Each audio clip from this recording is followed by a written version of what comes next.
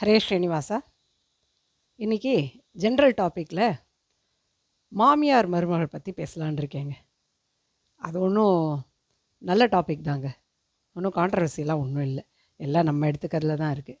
ஆக்சுவலாக பார்த்திங்கன்னா அதை மாமியார் மருமகளை நான் சூரியன் சந்திரன் பூமியோடு ஒப்பிடலான் இருக்கேன். பூமி தாங்க பையன், சூரியன் சந்திரன் மாமியார் மருமகங்க. எய்தர் சூரியன் மாமியாராக இருக்கலாம், சந்திரன் மருமகளாக இருக்கலாம், இல்லை சந்திரன் மாமியாராக இருக்கலாம், சூரியன் அந்த மாதிரி எடுத்துக்கலாம்.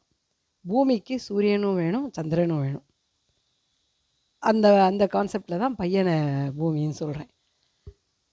எப்படின்னு பார்த்தீங்கன்னா, அந்த காலத்து கடவுள் கணக்கு பார்த்திங்கன்னா எல்லாம் 50-50 ஷேர் கரெக்டாக கொடுத்துருக்காரு.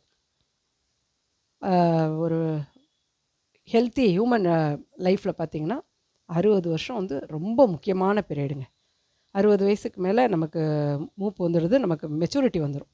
எப்படி இருக்க போகிறோம் வயசான காலத்தில் ஆஃப்டர் ரிட்டையர்மெண்ட் எப்படிங்கிறது நமக்கே தெரிஞ்சு போயிடும். அந்த 60 இயர்ஸுங்கிறது ரொம்ப மெயின்.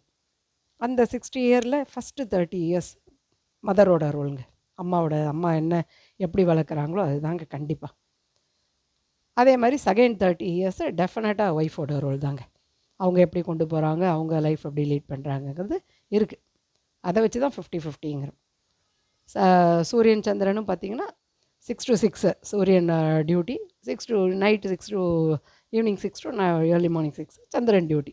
அந்த மாதிரி 50-50 அந்த கடவுளோட கால்குலேஷனே அப்படி இருந்திருக்கு பாருங்கள். அதெல்லாம் பார்க்கும்போது கரெக்டாக தான் இருக்குது. இந்த காலத்து மாமியாருக்கு நான் ஒரு இது சொல்லலான் இருக்கேன், சின்ன டிப்ஸ் மாதிரி, வேறு ஒன்றும் இல்லை.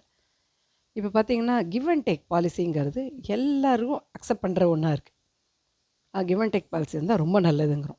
அது என்ன, அது ஒரு பேச போனால் கிவ் அண்ட் டேக்கை பற்றியே ஒரு நாள் ஃபுல்லாக டிபேட் பண்ணலாம், அந்த மாதிரி டாபிக் அது. பட் ஆனால் எல்லோரும் ஈஸியாக எடுத்துக்கிறாங்க கிவ் அண்ட் டேக் பாலிசியாக. ஓகே, எல்லார்ட்டையும் அது அக்செப்டன்ஸ் இருக்குது அந்த கிவ் அண்ட் டேக் பாலிசிக்கு. அந்த மாதிரி எடுத்துக்கணும் உங்கள் லைஃப்பில். மாமியார் இல்லாமல் மருமக ஒன்றும் பண்ண முடியாது. மருமக எல்லா குடும்பம் இந்தியன் ஃபேமிலியெல்லாம் பார்த்திங்கன்னா காலங்காலமாக ஓடிட்டுருக்கு. சும்மா ஒரு மனஸ்தாபம் குட்டியாக இருக்குமே தவிர அதனால் ஒன்றும் பெரிய பாதிப்புலாம் இல்லை. சும்மா அது ஒரு டைம்லி இது தான். மாமியார் மருமக விட்டு கொடுக்க மாட்டாங்க, மருமகளை மாமியார் விட்டு கொடுக்க மாட்டாங்க. அதுதாங்க நம்ம இந்தியன் கல்ச்சர், அப்படி தான் ஓடிட்டுருக்கு ஸ்ட்ராங்காக இவ்வளோ காலங்காலமாக. அதனால் இப்போது இந்த காலத்து மாமியாருங்களுக்கு எங்கள் டிஸ்டன்ஸ் ரிலேஷன் ஒரு சொன்னாங்க, அவங்க பேசும்போது யதார்த்தமாக சொன்னாங்க. அது எனக்கு ரொம்ப பிடிச்சிது. அது எல்லாருக்கும் சொல்லலான்னு நான் ஆசைப்பட்றேன். அவங்க என்ன சொல்கிறாங்கன்னா, இந்த காலத்து மாமியார்லாம் எப்படி இருக்கணும், சொன்னால் கேட்டுக்கோ, கேட்டால் சொல்லு அப்படிங்கிறது ரொம்ப யதார்த்தமாக சொன்னாங்க. சொன்னால் கேட்டுக்கோ, கேட்டால் சொல்லு, அப்படி இருந்துட்டா மாமியார் ஒன்றும் பிரச்சனை இல்லைங்க அப்படின்ற சொன்னாங்க. அது எனக்கு என்னமோ கரெக்டாக பட்டுது. சொன்னால் கேட்டுக்கோ, கேட்டால் சொல்லுங்கிறது. அது ஒரு ஷேர் பண்ணிக்கலான்னு ஒரு ஆசைப்பட்டு நான் சொல்லிகிட்ருக்கேன்.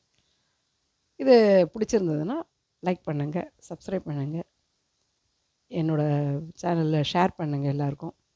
ஹரே ஸ்ரீனிவாசா. எல்லா மாமியார் மருமகளாக ரொம்ப ஒத்துமையாக இருங்க. ஒரு இந்தியன் கண்ட்ரியோட பலமே அதுதான். சரியா? அப்படி இருக்கணும்னு என்னோடய ஆசை. எல்லோரும் நல்லா இருப்பீங்க. ஹரே ஸ்ரீனிவாசா.